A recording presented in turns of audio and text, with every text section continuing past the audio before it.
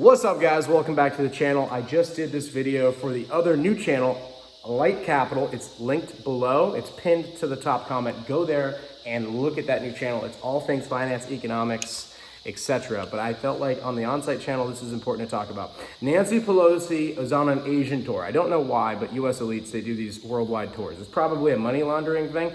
So she's going into Taiwan today. Don't know why she must go into Taiwan, but she's going into Taiwan.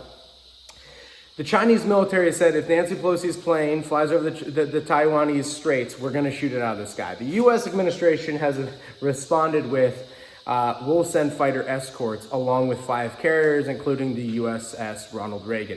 These are things that dying empires tend to do when they're in decline. If you think about just the cost of flight hours for Miss Pelosi today.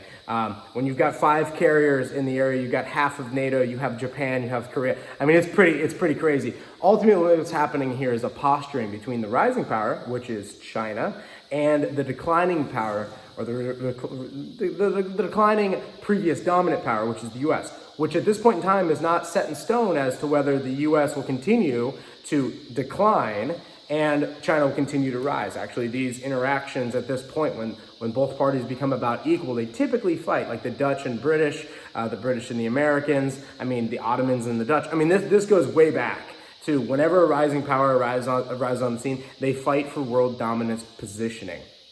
That's what we're seeing today. I'm gonna link Nancy's flight tracker. They named it SPAR 19, like SPAR's 19. Super weird. Like, you couldn't write better fiction.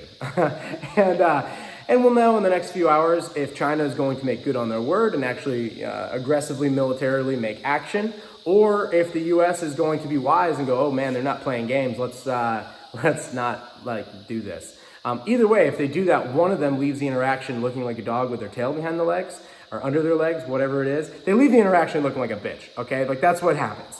And I don't think that that's going to be the way to go, like, for the U.S. I think that the way to go for the U.S. would be to not escalate, to have one threat and just redo plans and be like, oh, well, you know, that's fine. We don't need to go to Taiwan. We just change the plans. But the U.S., nope, we must show our dominance. We must show that we are the U.S. We are the mighty empire.